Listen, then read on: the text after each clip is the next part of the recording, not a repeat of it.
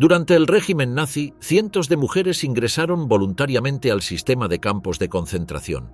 No fueron testigos pasivas ni simples auxiliares. Fueron autoras directas de castigos, torturas y asesinatos.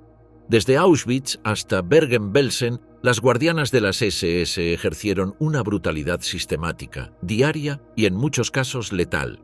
No llegaron como verdugos. Muchas eran empleadas comunes, jóvenes sin experiencia previa en el uso del poder. Pero el sistema les entregó un uniforme, órdenes sencillas y un entorno sin consecuencias.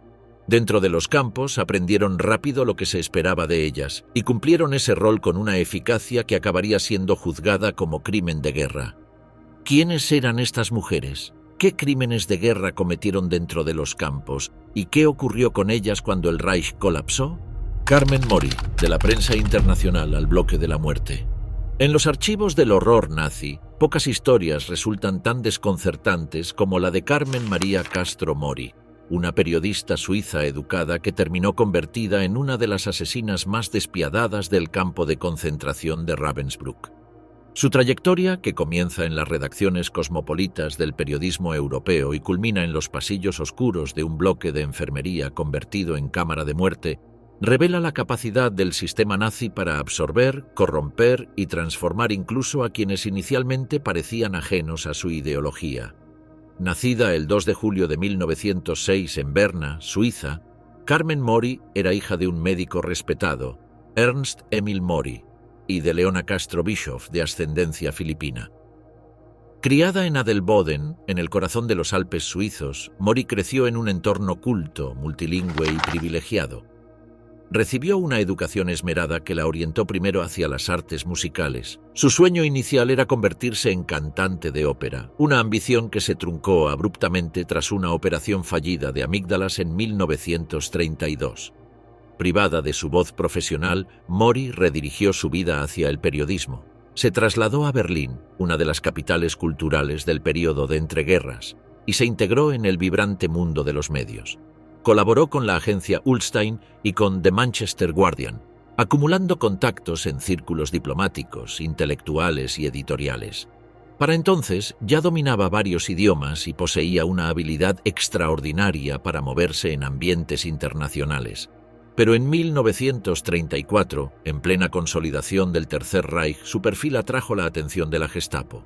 Bruno Sattler, oficial de alto rango del SD, Sicherheitsdienst, la reclutó como informante.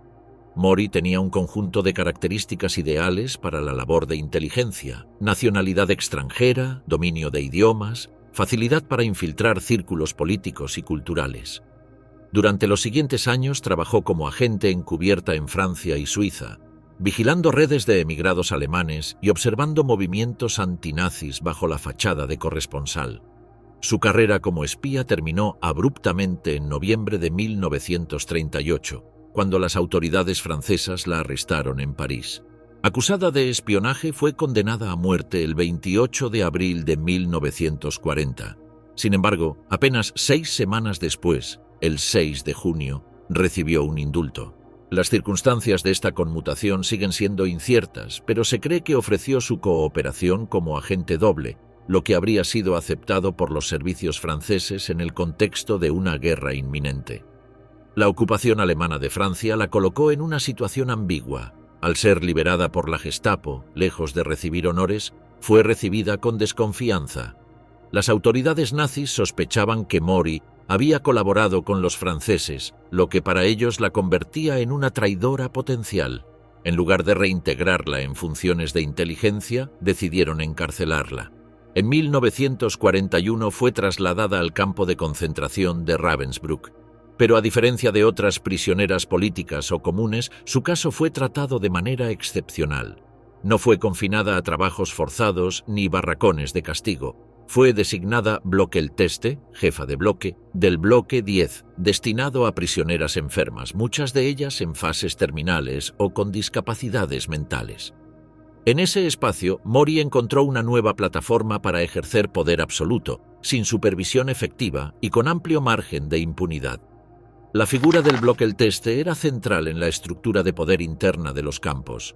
Aunque formalmente prisionera, tenía autoridad sobre todas las internas del bloque y actuaba como intermediaria entre el aparato SS y las reclusas. En manos de Carmen Mori, esta función se convirtió en una herramienta de exterminio.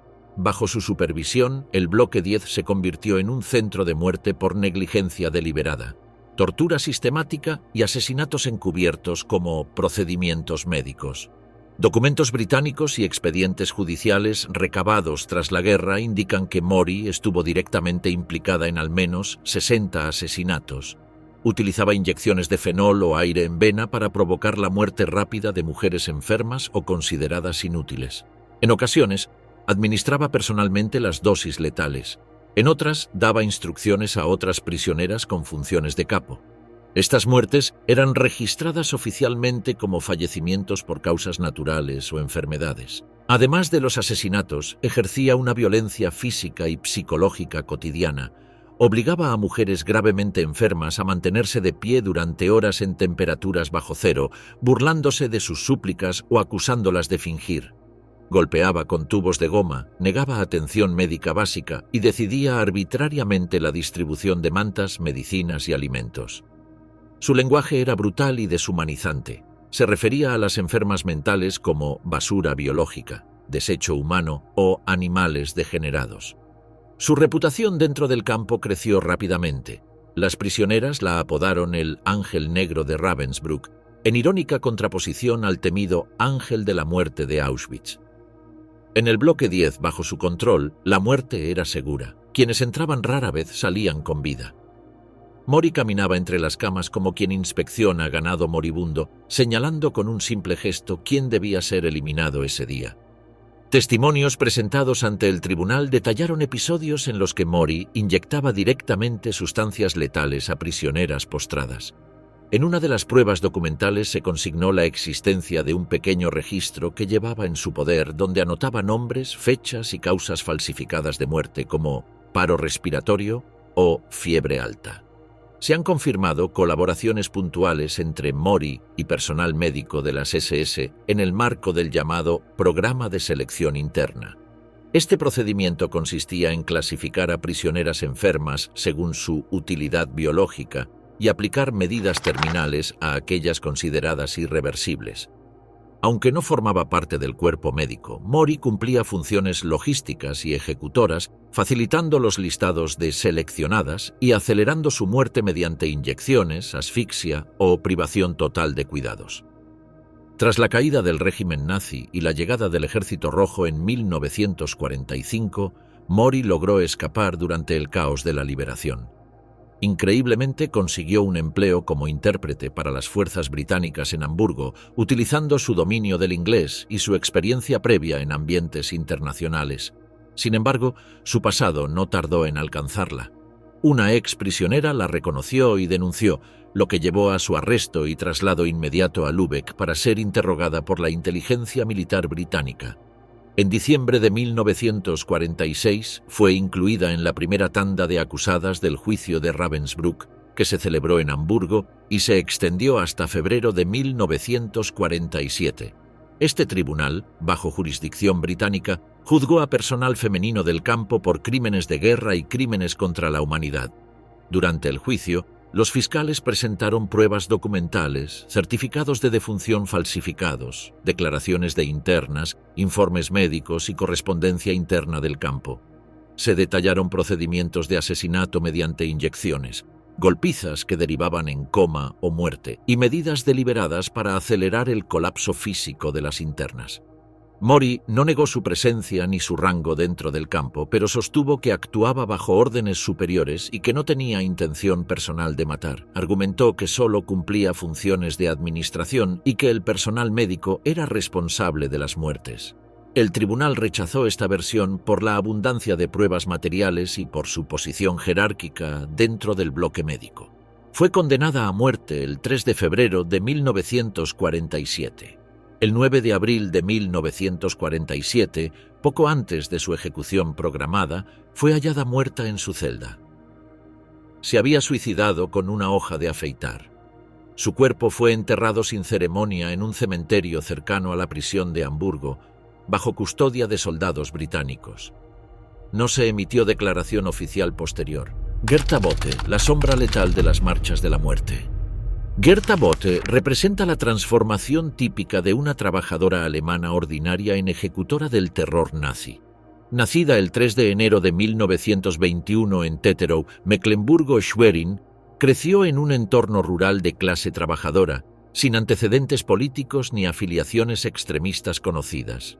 Su infancia transcurrió en un contexto familiar modesto, marcada por la precariedad del periodo de entreguerras y el desempleo generalizado en la Alemania de Weimar. A comienzos de la década de 1940 trabajaba en un taller de carpintería operado por su familia y más tarde se formó como asistente de enfermería en una clínica industrial local, atendiendo principalmente a obreros con lesiones laborales. No tenía militancia en el partido nazi, pero formó parte de la Liga de Muchachas Alemanas, Bund Deutscher Mädel, la organización juvenil femenina del régimen. La pertenencia a esta estructura, obligatoria para muchas adolescentes alemanas, la vinculó indirectamente con el aparato estatal. En 1942, el régimen intensificó el reclutamiento femenino para cubrir vacantes en campos de concentración debido al incremento exponencial de prisioneros en el marco de la solución final. Bothe fue una de las seleccionadas para incorporarse al sistema. Ese mismo año fue enviada a Ravensbrück, el principal campo de entrenamiento para mujeres SS, donde completó un curso intensivo de un mes. Allí recibió instrucción en normas de subordinación, técnicas de vigilancia, manejo de reclusas, trabajo forzado y castigos físicos. No se trataba de una formación académica ni técnica, sino de un adoctrinamiento acelerado en los métodos del sistema concentracionario. Las supervisores eran evaluadas por su capacidad de imponer disciplina sin vacilar, su lealtad ideológica y su disposición al uso de la violencia como herramienta de control. En octubre de 1942, Gerda Bothe fue asignada a Stutthof, un campo ubicado a 36 kilómetros de Gdańsk, que funcionaba como centro de exterminio regional para judíos polacos, partisanos y prisioneros políticos. Allí comenzó su servicio activo como Aufseherin, supervisando comandos de trabajo forzado al aire libre. Ya desde sus primeras semanas de servicio mostró una clara tendencia hacia la brutalidad física. Informes posteriores la describen golpeando a prisioneras con las manos, con porras de goma y con el mango de su rifle. Un expediente del Tribunal de Belsen documenta que agredió a una mujer mayor que tropezó durante una inspección, dejándola inconsciente de un golpe directo a la cabeza con la culata del arma. En julio de 1944 fue transferida a Bromberg-Ost, un subcampo de Stutthof situado en Bydgoszcz. En ese lugar las prisioneras trabajaban jornadas extenuantes de hasta 14 horas en fábricas de municiones o instalaciones de almacenamiento militar. Bothe estaba a cargo de uno de los comandos de trabajo y fue señalada por múltiples testigos como una de las guardianas más violentas. La estructura de mando permitía a las Aufseherinnen ejercer control absoluto sobre grupos de hasta 100 mujeres. Y Bothe utilizaba ese poder para castigar con palizas cualquier desobediencia percibida, incluyendo caminar lento, mirar directamente a una guardiana o intentar hablar durante el trabajo. A comienzos de 1945, el avance del Ejército Rojo hacia el oeste obligó a los nazis a evacuar varios campos. Bothe fue asignada como escolta de una marcha de evacuación que pasaría a la historia por su crueldad. El 21 de enero de 1945, miles de prisioneras fueron forzadas a abandonar Gdańsk a pie en dirección a Bergen-Belsen, recorriendo más de 500 kilómetros durante el invierno más crudo registrado en la región desde hacía décadas. Las temperaturas descendían por debajo de los menos 20 grados centígrados. La mayoría caminaba con ropas inadecuadas, sin guantes ni protección térmica, y las raciones consistían en un trozo de pan negro al día, cuando había disponibilidad. Durante más de un mes de trayecto se sucedieron muertes por hipotermia, desnutrición, infecciones y agotamiento total. Bothe marchaba a lo largo del grupo, armada con un látigo de cuero trenzado y un fusil Karabiner 98K, el estándar de la Wehrmacht. Golpeaba sistemáticamente a quienes se detenían, tropezaban o perdían el paso. Según informes del tribunal, se le atribuyen ataques directos con el cañón del fusil contra una joven de 16 años que se desmayó y múltiples agresiones con bastones para obligar a caminar a mujeres ya colapsadas por el frío. Los cadáveres de quienes no podían continuar eran abandonados al borde del camino, donde morían congeladas en cuestión de horas. Las estimaciones históricas atribuyen entre 800 y 1.200 muertes a esa única marcha. Al llegar a Bergen-Belsen a finales de febrero, el estado físico de las prisioneras era crítico. Bothe fue asignada al mando de un comando de 60 mujeres encargadas de recoger leña en los alrededores del campo. La disciplina que impuso seguía los mismos parámetros de brutalidad. Las mujeres no podían detenerse durante el trabajo, los descansos no estaban permitidos y cualquier intento de sentarse o apoyar la espalda en una pared era castigado con bofetadas, patadas o bastonazos. Una testigo declaró ante el tribunal que Bothe arrastró a una prisionera del cabello por más de 10 metros hasta una zanja, donde la obligó a incorporarse bajo amenaza de muerte directa. En abril de 1945, cuando el colapso total del campo ya era inminente por las epidemias de tifus, la falta de alimentos y la sobrepoblación, Bothe continuó con sus métodos punitivos hasta el último momento. Bergen-Belsen, que albergaba capacidad para 10.000 personas, llegó a tener más de 60.000 reclusos. Las condiciones sanitarias eran inexistentes y los cuerpos se acumulaban sin ser enterrados. Aún así, Bothe mantenía recuentos diarios de su grupo de trabajo y golpeaba a quienes no podían presentarse en formación. Fue detenida el 15 de abril de 1945 por tropas británicas durante la liberación del campo. En ese momento, portaba aún su uniforme marrón reglamentario de las SS femeninas. Fue trasladada junto a otros guardias y personal administrativo a la prisión de Celle, donde se iniciaron los interrogatorios. Durante el juicio de Belsen, que se celebró entre septiembre y noviembre de 1945 en Lüneburg, Bothe fue una de las principales acusadas. Admitió haber golpeado prisioneras, pero alegó que lo hacía como parte de sus funciones y que su intención nunca fue matar. No mostró arrepentimiento ni negó haber participado en las marchas de evacuación. El tribunal no aceptó su defensa. Más de 10 testigos presenciales la identificaron en escenas específicas de violencia en Stutthof, Bromberg-Ost y Bergen-Belsen. Se presentaron descripciones detalladas y coincidentes sobre sus métodos: uso del látigo, golpes con culata de fusil, patadas reiteradas a mujeres ya derrumbadas y negligencia deliberada ante las muertes durante la marcha. La evidencia fue suficiente para declararla culpable de crímenes de guerra. El 17 de noviembre de 1945, Gerta Bothe fue condenada a 10 años de prisión. Cumplió su condena en la cárcel de Aichach, bajo administración británica. En 1951, como parte de una política de conmutación de penas que benefició a numerosos condenados por crímenes considerados de menor jerarquía, su condena fue reducida y fue puesta en libertad en diciembre de ese año, tras haber cumplido 6 años efectivos. Durante décadas evitó la atención pública, hasta que en 2004 participó voluntariamente en una entrevista televisiva para un documental alemán. En ella describió su paso por los campos sin expresar culpa ni responsabilidad. Alegó nuevamente que solo cumplía órdenes y que todo era parte de la guerra. Su rostro y su nombre volvieron a aparecer en la prensa internacional como ejemplo de cómo cientos de mujeres participaron activamente en el aparato de represión nazi sin ser plenamente juzgadas ni castigadas por la magnitud de sus acciones. Maria Mandel, la señora de la muerte en Auschwitz. Maria Mandel representa uno de los ascensos más veloces y brutales dentro del aparato de exterminio nazi. Responsable directa de la selección y muerte de más de 500.000 de personas, su nombre quedó asociado con la sistematización del genocidio femenino en Auschwitz-Birkenau. Nació el 10 de enero de 1912 en Münzkirchen, un pequeño pueblo en el estado austríaco de Alta Austria. Su origen era humilde. Su padre, Anton Mandel, era zapatero, y la familia vivía con escasos recursos, sin acceso a estudios superiores ni vínculos políticos relevantes.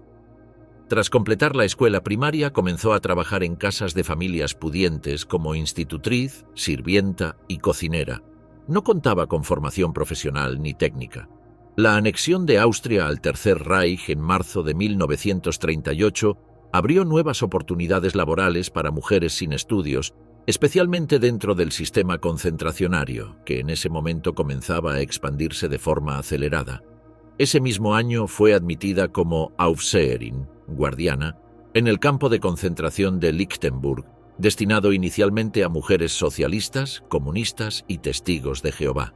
Allí recibió su primera formación en disciplina paramilitar, normas jerárquicas y control de prisioneras. En 1939 fue transferida a Ravensbrück, campo exclusivo para mujeres situado al norte de Berlín. Allí se consolidó como supervisora de barracones, mostrando una actitud rígida, extremadamente estricta y obediente. Su capacidad para imponer disciplina sin mostrar vacilación la hizo destacar rápidamente ante los oficiales de las SS. Mandel no solo era eficiente, era meticulosa, rápida para castigar y aparentemente insensible al sufrimiento. Sus superiores la señalaron como una figura idónea para puestos de mayor responsabilidad. A mediados de 1942 fue seleccionada para integrarse al complejo de Auschwitz-Birkenau, el epicentro del genocidio europeo. En octubre de ese año fue nombrada Oberaufseherin, la máxima autoridad femenina del campo. Su cargo implicaba la supervisión directa de más de 200 guardianas SS, el control de más de 30.000 mujeres prisioneras y la coordinación del trabajo forzado en fábricas, campos agrícolas y barracones. Reportaba directamente al comandante del campo y su firma figura en numerosos documentos oficiales, incluyendo listas de prisioneras seleccionadas para ser fusiladas o enviadas a las cámaras de gas. Su papel más decisivo y letal fue en las selecciones realizadas en la rampa ferroviaria de Birkenau. A diario, miles de deportados eran descargados de vagones tras viajes de varios días sin agua ni alimento. Allí eran alineados y examinados brevemente por médicos de las SS y supervisores del campo. Cuando los médicos no estaban presentes, Mandel dirigía las filas y tomaba las decisiones. Con un simple gesto, una señal de mano o una palabra, decidía si una mujer o un niño sería enviado a los barracones de trabajo o conducido inmediatamente a las cámaras de gas. Este procedimiento se repitió de manera sistemática durante meses, y especialmente durante la ola de deportaciones masivas desde Hungría entre mayo y julio de 1944. En ese periodo, más de 400.000 judíos húngaros fueron enviados a Auschwitz-Birkenau, y la mayoría fue asesinada al llegar. Según registros del campo y testimonios documentales, María Mandel estuvo presente en cerca del 70% de las selecciones durante esa etapa. Su figura era reconocible y temida. Las sobrevivientes la describieron como inmutable, distante, ejecutando con eficacia mecánica una tarea de exterminio diario. Además de sus funciones logísticas y represivas, Mandel implementó un mecanismo insidioso de opresión psicológica: la creación y dirección de la Orquesta Femenina de Auschwitz. Esta agrupación, formada por prisioneras con formación musical, era utilizada para acompañar las marchas hacia los campos de trabajo, las formaciones matutinas y, lo más perturbador, las selecciones para el exterminio. Mientras mujeres y niños eran separados para ser asesinados, sonaban piezas de Beethoven, Brahms o Schubert. La música generaba una atmósfera engañosa de control y al mismo tiempo servía como elemento de deshumanización. Mandel dirigía personalmente los ensayos, seleccionaba repertorios y decidía quién podía formar parte de la orquesta. Múltiples integrantes testificaron años después que fueron forzadas a interpretar música durante procesos de exterminio, siendo obligadas a mantener la compostura mientras sus familias o compañeras eran enviadas a la muerte. Una de las piezas exigidas por Mandel para estos eventos fue el tercer movimiento de la Novena Sinfonía de Beethoven, cuya interpretación fue repetida durante semanas. En el interior del campo, su figura era tan influyente que cualquier orden dada por ella tenía carácter de norma inapelable. Su rango oficial no era el más alto dentro de la jerarquía global del campo, pero en la sección femenina su autoridad estaba por encima incluso de oficiales varones en muchos aspectos operativos. Se encargaba de revisar los informes de guardianas subordinadas, autorizaba castigos, validaba traslados internos y firmaba las listas de mujeres consideradas inservibles por razones médicas, físicas o disciplinarias. La severidad con que mantenía la cadena de mando entre las propias guardianas también fue documentada. No toleraba indisciplina entre sus subordinadas y ordenaba sanciones inmediatas por cualquier comportamiento que considerara inadecuado. Una supervisora que permitió a una prisionera hablar fuera de su turno fue degradada al instante. Otra que no aplicó castigo físico ante una infracción fue enviada a un subcampo como medida punitiva. Maria Mandel permaneció en Auschwitz hasta finales de 1944, cuando la evacuación progresiva del campo comenzó ante el avance del Ejército Rojo. Fue trasladada brevemente a Mühldorf, un subcampo de Dachau, donde supervisó a un grupo reducido de guardianas y prisioneras hasta la caída final del régimen. En agosto de 1945 fue capturada por tropas estadounidenses en Baviera. En el interrogatorio inicial negó participación directa en asesinatos, alegando que su función era administrativa. Sin embargo, su nombre ya figuraba entre los principales sospechosos de crímenes masivos.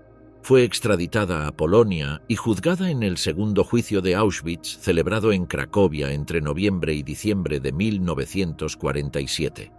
En el proceso enfrentó cargos por crímenes contra la humanidad, participación activa en selecciones para exterminio, coordinación de trabajos forzados bajo condiciones inhumanas y utilización de recursos culturales como herramienta de opresión. Las pruebas presentadas incluyeron documentos oficiales firmados por ella, listados de transporte, informes internos del campo, declaraciones de otras guardianas EES, y los testimonios de 24 supervivientes, incluidas exintegrantes de la orquesta de Auschwitz. Se reconstruyeron episodios específicos con fechas, nombres y consecuencias documentadas, vinculándola directamente a decenas de miles de muertes. El 20 de diciembre de 1947, el tribunal la declaró culpable y dictó sentencia de muerte por ahorcamiento. El 24 de enero de 1948 fue ejecutada en la prisión de Montelupich, en Cracovia, junto a varios de sus coimputados. No dejó declaración final ni testamento público. Su cuerpo fue enterrado sin ceremonia oficial. Anneliese Coleman, el látigo silencioso de Bergen-Belsen. Anneliese Coleman encarna la transformación de una trabajadora civil sin antecedentes políticos en una de las guardianas más temidas del sistema concentracionario nazi.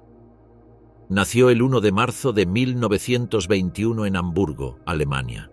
Durante su juventud trabajó como conductora de tranvías en la red de transporte urbano de la ciudad hanseática, una ocupación común entre mujeres en la etapa final de la guerra, cuando muchos hombres ya habían sido enviados al frente.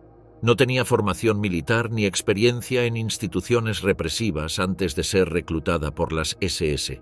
Pero el colapso logístico del Reich a finales de 1959-1944 impulsó una campaña acelerada de contratación femenina para cubrir la creciente demanda de personal en los campos de concentración.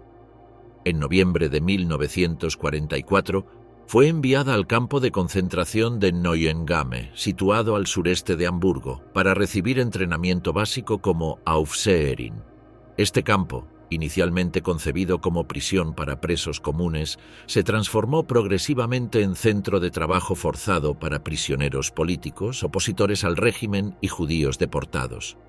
El curso de formación para nuevas guardianas duraba 3 semanas y se enfocaba exclusivamente en técnicas de disciplina, obediencia sin cuestionamiento y aplicación de castigos físicos. No incluía preparación médica ni instrucción armada avanzada. Las sesiones eran dirigidas por personal de las SS que enseñaba a las reclutas a mantener el orden mediante la intimidación sistemática y el uso rutinario de la violencia como método de control. Durante este periodo de instrucción, Coleman fue identificada como especialmente apta para la imposición de disciplina física.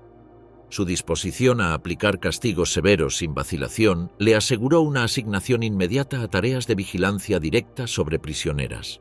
Fue transferida a Bergen-Belsen en diciembre de 1944, justo cuando el campo comenzaba a recibir un flujo masivo de prisioneros trasladados desde Auschwitz y otros campos del este ante el avance soviético. Allí adoptó como elemento característico un látigo trenzado de cuero de 90 centímetros que llevaba colgado al cinturón y que empleaba con frecuencia contra las internas. En Bergen-Belsen, Coleman se encargó de los recuentos matutinos y vespertinos, así como de la supervisión de traslados internos entre barracones y áreas de trabajo. Su uso del látigo era desproporcionado y constante. Golpeaba a prisioneras por perder el equilibrio, por tardar en formar filas o simplemente por tropezar durante los desplazamientos. Uno de los testimonios recogidos durante los interrogatorios británicos indica que Coleman aplicaba no menos de 20 latigazos diarios, sin distinguir entre mujeres jóvenes, ancianas o enfermas.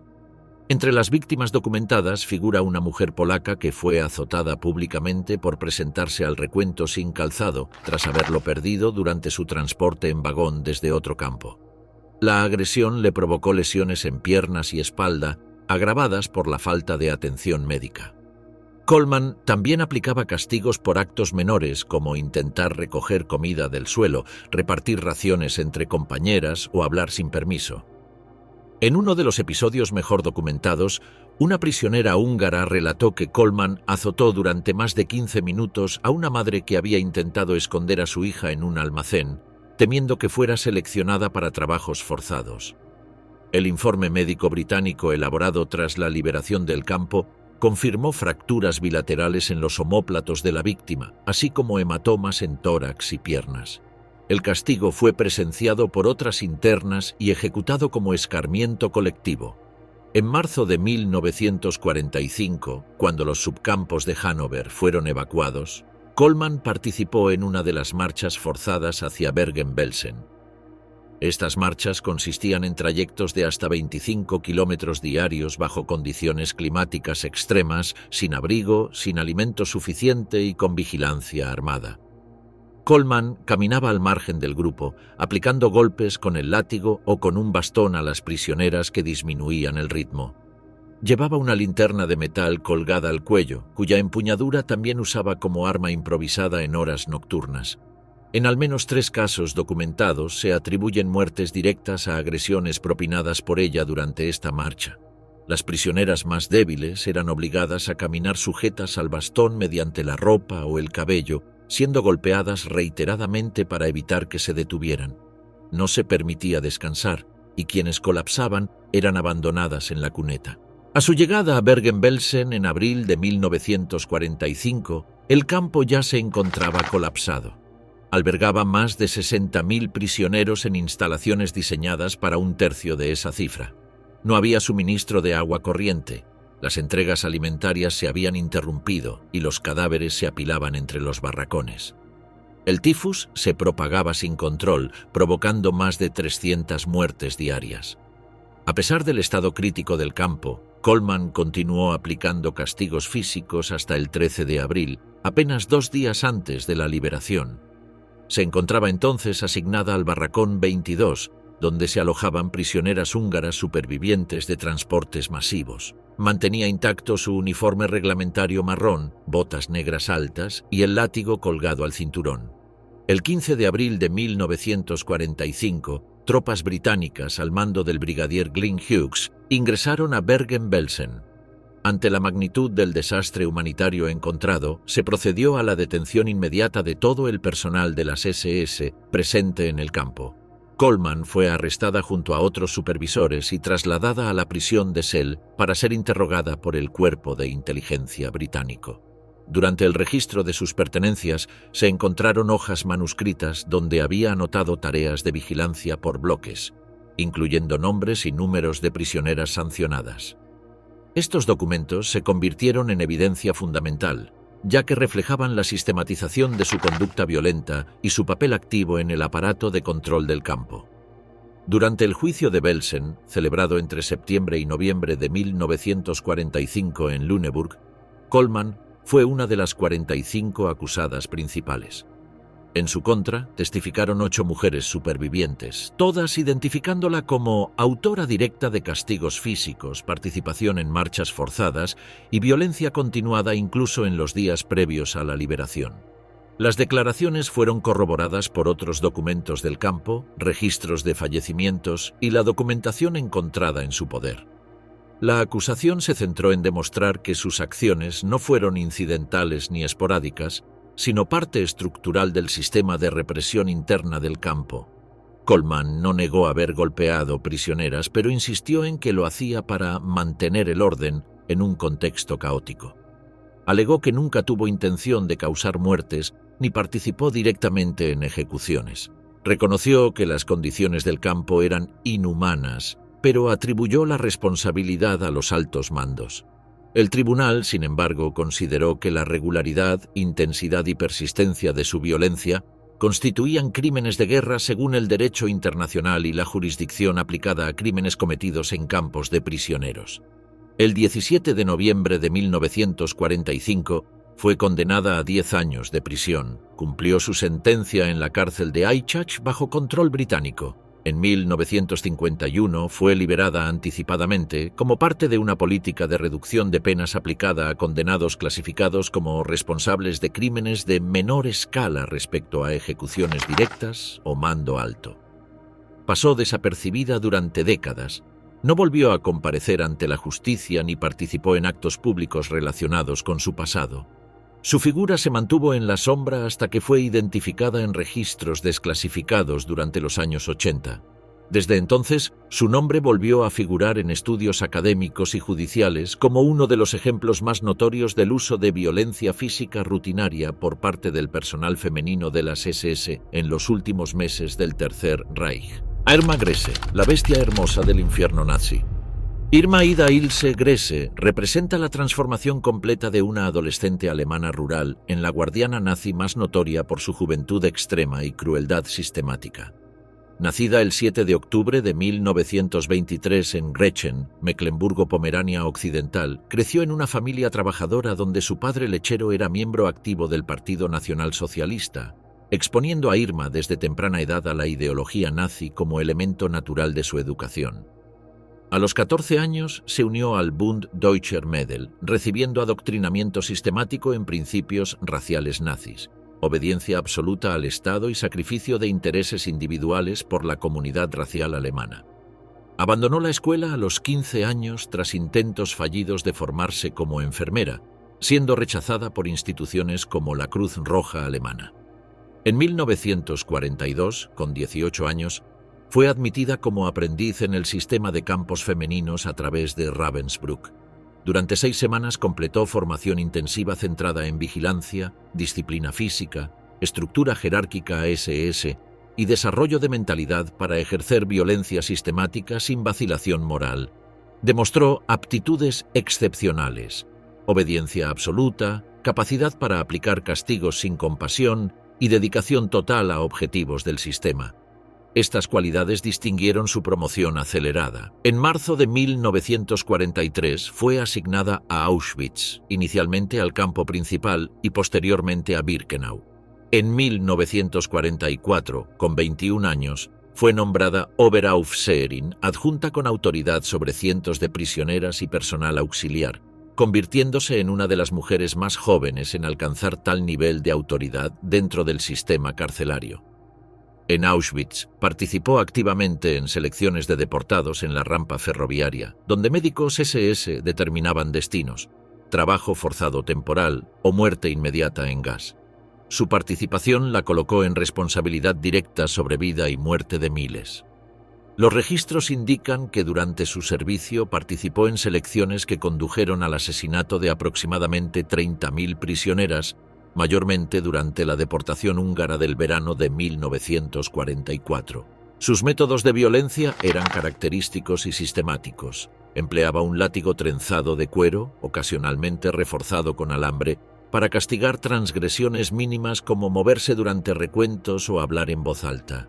Utilizaba botas militares modificadas con clavos metálicos para golpear abdomen, piernas y espalda. Una superviviente testificó que pateó tan brutalmente a una embarazada que la víctima sangró profusamente, perdiendo niño y vida. El perro pastor alemán asignado como equipamiento oficial se convirtió en su instrumento más temido.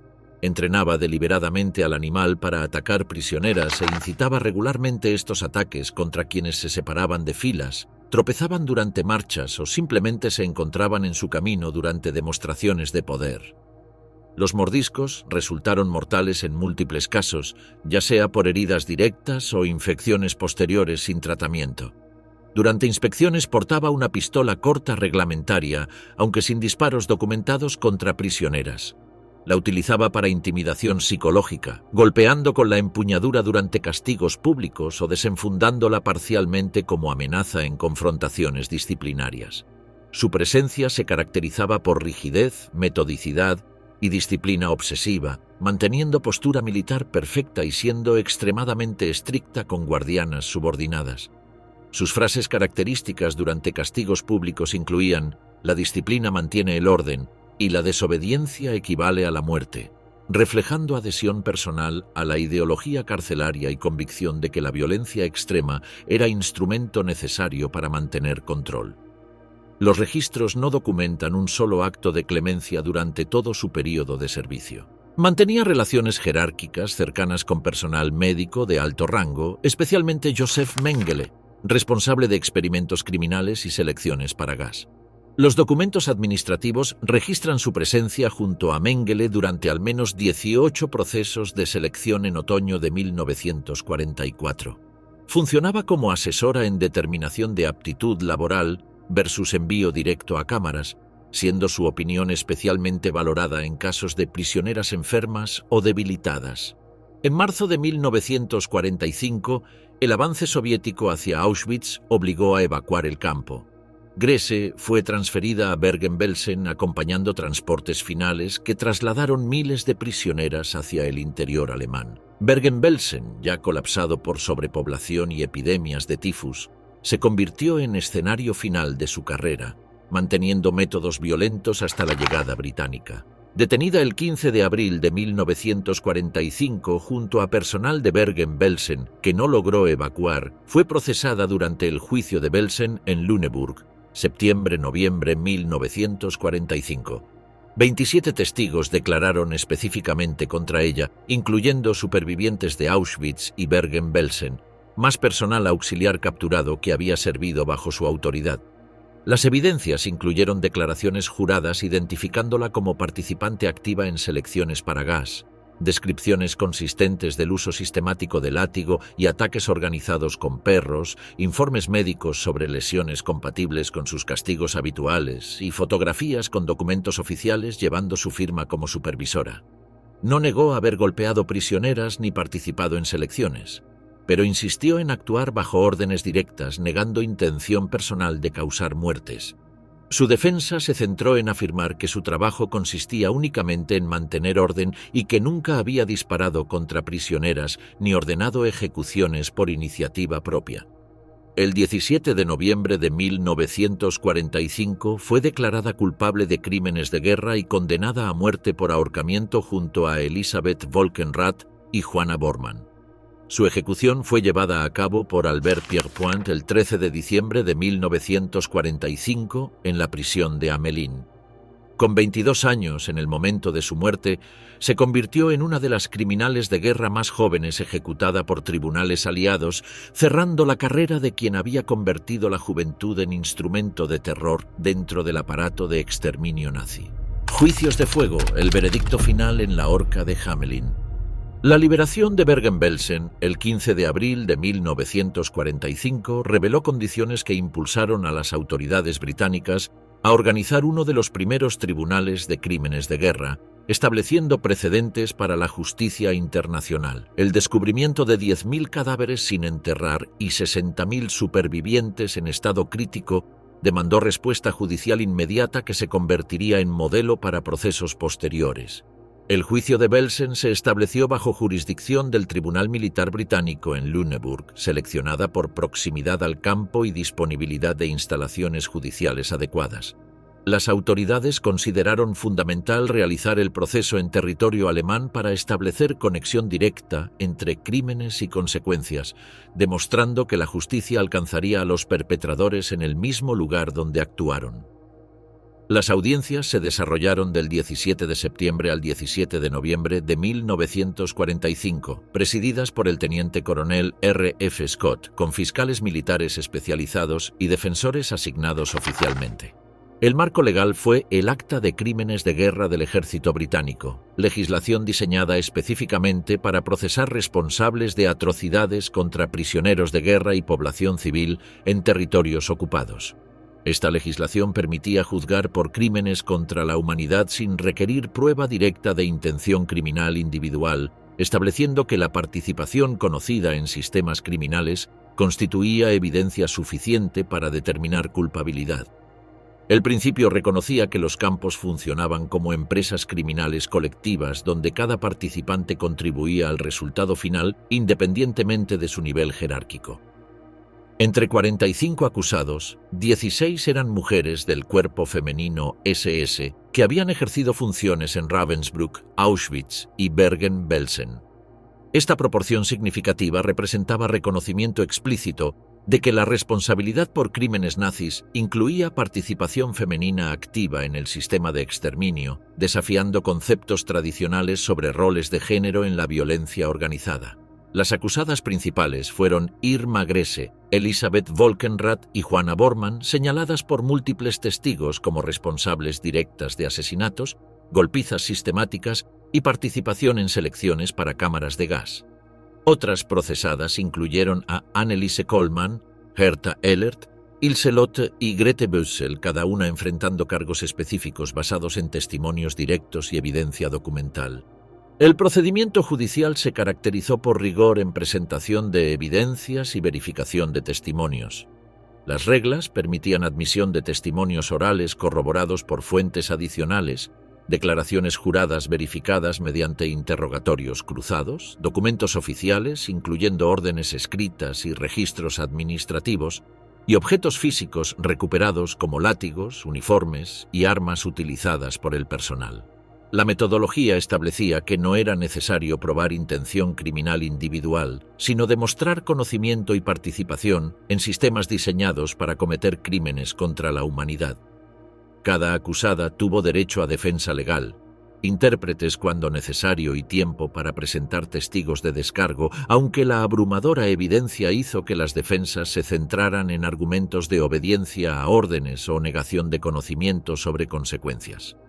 Las 3 mujeres condenadas a muerte fueron identificadas por múltiples testigos como responsables de los crímenes más graves.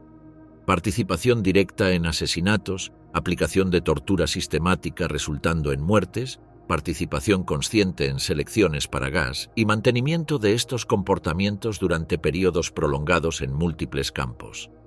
El tribunal consideró que el nivel de crueldad, posición jerárquica, duración de conducta criminal y escala de víctimas justificaban la pena capital. Las sentencias se dictaron el 17 de noviembre de 1945, inmediatamente tras el cierre de audiencias. Las ejecuciones se programaron en la prisión de Hamelin, una instalación alemana reconvertida por autoridades británicas para albergar prisioneros de guerra y reclusos del sistema nazi, seleccionada por su capacidad para manejar ejecuciones múltiples y ubicación accesible para personal militar británico. La ejecución del 13 de diciembre de 1945 fue llevada a cabo por Albert Pierrepoint, verdugo oficial británico que había desarrollado el sistema de caída larga para garantizar muerte instantánea mediante fractura cervical. Su procedimiento seguía protocolo estandarizado: traslado individual desde celdas, registro de estatura y peso para cálculos precisos de longitud de cuerda, posicionamiento sobre trampilla de acero y ejecución mediante activación de palanca. La horca de Hamelin permitía ejecuciones simultáneas de hasta 3 personas, aunque ese día se realizaron individualmente para garantizar precisión técnica.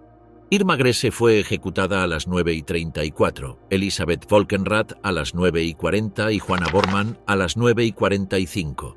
Los registros indican que cada caída duró entre 11 y 16 segundos desde apertura de trampilla hasta verificación de deceso por el capitán R.T. Hovenden, médico oficial del tribunal. En total, 13 personas fueron ejecutadas esa mañana, incluyendo a Joseph Kramer, comandante de Auschwitz, Birkenau y Bergen-Belsen. La documentación completa fue preservada en archivos británicos: informes médicos certificando muerte por fractura cervical instantánea, hojas de cálculo de Pierrepoint, fotografías de uniformes y efectos personales, y testimonios de guardias de prisión y capellán militar. Los restos fueron enterrados en fosas comunes sin marcas individuales ni ceremonias públicas, bajo confidencialidad estricta. No se realizaron declaraciones públicas y la operación completa fue registrada como misión oficial bajo control del Ministerio de Guerra británico.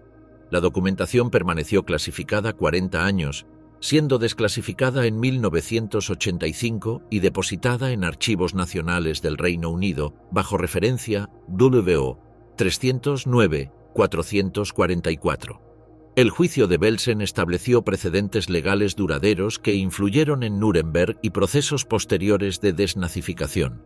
La participación femenina como acusadas principales demostró que la responsabilidad criminal por atrocidades masivas no estaba limitada por género, estableciendo que mujeres podían ser consideradas igualmente responsables por crímenes contra la humanidad cuando participaban voluntariamente en sistemas de exterminio. La metodología judicial, enfatizando participación en empresas criminales colectivas más que responsabilidad individual por actos específicos, se convirtió en modelo para procesos contra perpetradores de genocidio. El tribunal estableció que conocimiento de consecuencias criminales combinado con participación voluntaria continuada constituía evidencia suficiente para culpabilidad, independientemente de alegaciones de obediencia a órdenes. Las ejecuciones representaron el primer caso donde mujeres fueron ejecutadas específicamente por crímenes de guerra y contra la humanidad, estableciendo precedente de que participación femenina en atrocidades sería juzgada con estándares idénticos a perpetradores masculinos, sin consideraciones especiales basadas en estereotipos de género sobre naturaleza femenina o propensión hacia violencia. El proceso completo duró 8 meses desde liberación hasta ejecuciones, convirtiéndose en modelo de eficiencia judicial que balanceó necesidad de justicia rápida con requerimientos de debido proceso. La velocidad reflejaba urgencia aliada por establecer consecuencias inmediatas para crímenes descubiertos y disponibilidad de evidencia abrumadora que facilitó determinación de culpabilidad. Los testimonios proporcionaron documentación judicial completa sobre funcionamiento interno de campos, especialmente el papel femenino en operación diaria del sistema de exterminio. Las declaraciones revelaron métodos de tortura, sistemas de selección para gas, condiciones de vida y estructura jerárquica que permitía funcionamiento eficiente de la maquinaria de muerte nazi. La cobertura mediática internacional llevó por primera vez al público mundial imágenes y testimonios directos sobre realidad de campos, contribuyendo significativamente al conocimiento público sobre alcance y naturaleza del Holocausto. Las fotografías del tribunal, retratos de acusadas y relatos de testimonios fueron ampliamente publicados, generando impacto duradero en opinión pública sobre responsabilidad alemana. El caso específico de las guardianas ejecutadas demostró que la brutalidad extrema documentada no podía explicarse como resultado de órdenes masculinas impuestas sobre mujeres reluctantes, sino que reflejaba participación voluntaria y entusiasta de mujeres que habían abrazado completamente la ideología nazi y encontrado en el sistema de campos oportunidad para ejercer poder absoluto sobre víctimas indefensas. Las ejecuciones del 13 de diciembre de 1945 marcaron el final de carreras criminales que habían participado directamente en muerte de decenas de miles de prisioneros en múltiples campos. Su castigo representó medida de justicia para supervivientes y advertencia para futuros perpetradores sobre consecuencias inevitables de participar en crímenes contra la humanidad. El legado del juicio de Belsen continúa influyendo en jurisprudencia internacional contemporánea sobre crímenes de guerra, genocidio y crímenes contra la humanidad. Los principios establecidos han sido incorporados en tratados internacionales, estatutos de tribunales penales internacionales y legislaciones nacionales que abordan atrocidades masivas y responsabilidad criminal individual por participación en sistemas de violencia estatal.